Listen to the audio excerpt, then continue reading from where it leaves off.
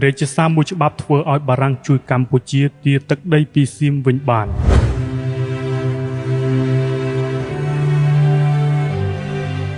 បន្ទាប់ពីទាមទារយកខេត្តចំនួន4គឺខេត្តមលូព្រៃខេត្តទុនលារពៅខេត្តស្ទឹងត្រែងខេត្តកោះកុងខេត្តក្រាតពីប្រទេសសៀមនៅឆ្នាំ1904បារាំងក៏បានប្រគល់ទឹកដីទាំងនេះមកឲ្យប្រទេសកម្ពុជាយើងវិញ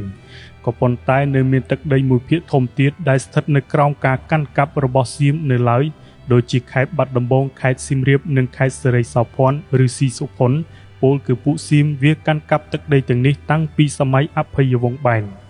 តើកម្ពុជាយើងបានខិតខំប្រឹងប្រែងយ៉ាងណាខ្លះទើបអាចពឹងឲ្យបារាំងជួយទាមទារខេត្តទាំង3នេះមកវិញបានហើយកម្ពុជាយើងនៅមានខេត្តប៉ុន្មានទៀតដែលស្ថិតនៅក្នុងកណ្ដាប់ដៃរបស់ចៅភាគខាងលិចនោះដូច្នេះសូមប្រិយមិត្តរីករាយទស្សនានិងស្ដាប់ដូចតទៅប៉ុន្តែប្រិយមិត្តសូមជួយឧបត្ថម្ភគាំទ្រដល់ខ្ញុំបានខ្លះផងបាទរឿងនេះគឺខ្ញុំសូមកាត់យកត្រឹមព្រឹត្តិការណ៍ថ្ងៃទី13ខែកញ្ញាឆ្នាំ1902ដែលរដ្ឋមន្ត្រីការបរទេសបារាំងលោក Théophile de Classet បានដាក់សំណើដល់រដ្ឋាភិបាលព្រះរាជាណាចក្រសៀមឲ្យប្រគល់ទឹកដីខេត្តមលូព្រៃនិងខេត្តចំប៉ាសាក់មកឲ្យបារាំងវិញជាថ្នូរនឹងការដកថយរបស់បារាំងពីចន្ទប៊ុនឬខេត្តចន្ទបុរីការចរចានេះធ្វើឡើងរហូតដល់ថ្ងៃទី13ខែកុម្ភៈឆ្នាំ1904ទើបរដ្ឋាភិបាលសាធារណរដ្ឋបារាំងនិងរដ្ឋាភិបាលព្រះរាជាណាចក្រសៀមសម្រេចបានអនុសញ្ញាបារាំងសៀមដោយបានព្រមព្រៀងប្រគល់ខេត្តក្រាតឬខេត្តត្រាតបច្ចុប្បន្ននិងខេត្តកោះកុងមកឲ្យបារាំងគ្រប់គ្រងវិញ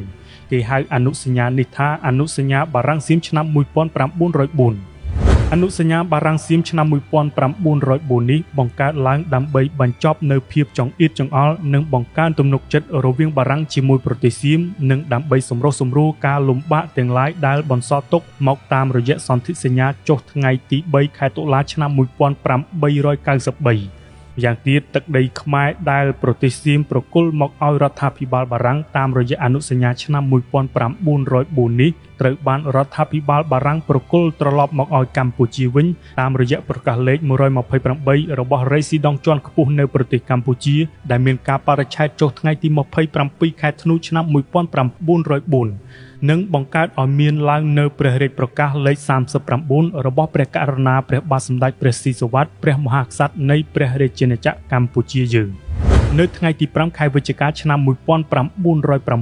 រះបាទស៊ីសុវត្ថិបានធ្វើព្រះរាជសារលិខិតតវ៉ាមួយជូនចំពោះរដ្ឋាភិបាលអាណានិគមបារាំងចំពោះការកាន់កាប់ទឹកដីខ្មែរដោយខុសច្បាប់ពីសំណាក់ពួកសៀមដោយព្រះអង្គបានលើកឡើងពាក់ព័ន្ធនឹងប្រវត្តិទឹកដីកម្ពុជាជាច្រើនកាលពីអតីតកាលដែលត្រូវសៀមឈ្លានពាននិងកាន់កាប់ដោយខុសច្បាប់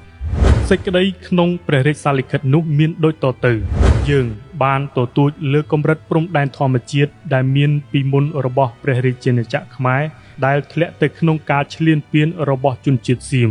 ដោយរួមបញ្ចូលទាំងខេត្តបាត់ដំបងសៀមរាបស្ទឹងត្រែងទុនលារពៅមលូព្រៃគោកខណ្ឌស្ទឹងពោធិ៍សុរិន្ទសង្ឃានាងរងនគររាជសីមាកោះកុងក្រាតនិងចន្ទបុរីពលគឺនៅឯនាយជួរភ្នំដងរែកនោះទៅទៀតដែលភ្ជាប់រហូតដល់បាក់ណាមនិងរាជាណាចក្រចំប៉ាសាក់ផងដែរខេត្តទាំងនោះសុទ្ធតែមានប្រជារាស្ត្រកម្ពុជារស់នៅដែលប្រកាន់ខ្ជាប់នៅស្មារតីស្នេហាជាតិខ្មែរយ៉ាងពិតប្រាកដចំពោះខេត្តបាត់ដំបងនិងសៀមរាបជាខេត្តរបស់យើងប៉ុន្តែយោងតាមមាត្រា4នៃសន្ធិសញ្ញាថ្ងៃទី15កក្កដា1867រវាងបារាំងនិងសៀមបានយល់ព្រមដោយគ្មានការប្រឹក្សាយោបល់អំពីរដ្ឋាភិបាលនៃប្រជាជនកម្ពុជាឬអ្នកគ្រប់គ្រងកូសាំងស៊ីនចំពោះតម្លៃនៃខេត្តបាត់ដំបងសៀមរាបយើងស្នើទុកជារៀងរហូតប្រិយមិត្តជាទីមេត្រីព្រះរាជសារលិខិតនេះហើយដែលខ្ញុំចង់លើកបង្ហាញជូនក្នុងឯកសារប្រវត្តិសាស្ត្រគេបានសរសេរថាព្រះបាទអង្គឌួងព្រះបាទនរោត្តមព្រះបាទស៊ីសុវត្ថិនិងព្រះមហាក្សត្រខ្មែរក្រោយៗមកទៀតសុទ្ធតែនឹកស្រណោះនិងចង់ទាមទារអាណាខេត្តដែលសៀមប្លន់យកពីមុននោះមកជាអាណាខេត្តរបស់ប្រទេសកម្ពុជាវិញខ្លាំងណាស់ដូច្នេះហើយនៅពេលមានឱកាសនៅពេលមានបារាំងជាបង្អែកការពារទើបព្រះមហាក្សត្រខ្មែរយើងរុះរាន់ពឹងពាក់ឲ្យជួយទាមទាររំដោះទឹកដីខ្មែរមកវិញរឿងនេះមិនមែនខ្ញុំចេះតែថានោះទេហើយពួកសៀមសពថ្ងៃក៏មិនអាចចេះតែចោទថាបារាំងនិងខ្មែរសម្លុតយកទឹកដីអាណាខេត្តពីសៀមនោះដែរពីព្រោះប្រទេសជុំវិញអ្នកណាក៏គេដឹងពីប្រវត្តិឈ្លានពានយកទឹកដីគេឯងជិតខាងរបស់ដូនតាចៅពួកសៀមនោះដែរ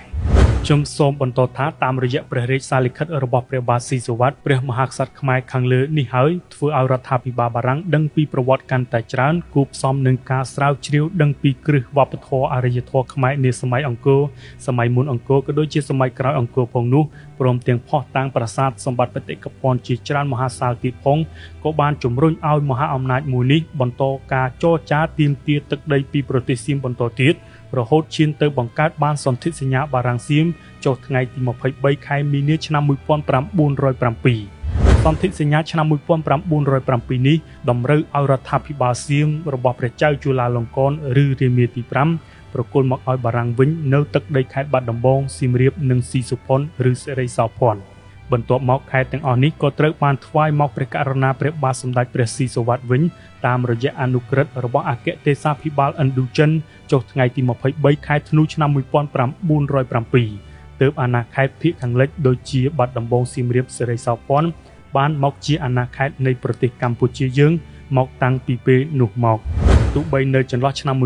1941ដល់1946សៀមកំពូលចៅស្រីឃ្លានទឹកដីគេឯងនេះពឹងពាក់ឲ្យជប៉ុនមកដណ្ដើមខេត្តទាំងនេះពីកម្ពុជាទៅកាន់កាប់វិញក៏ដោយក៏ត្រូវបានបារាំងទាមទារយកមកឲ្យប្រទេសកម្ពុជាវិញតាមរយៈកិច្ចព្រមព្រៀងសន្តិភាពទីក្រុងវ៉ាស៊ីនតោនឆ្នាំ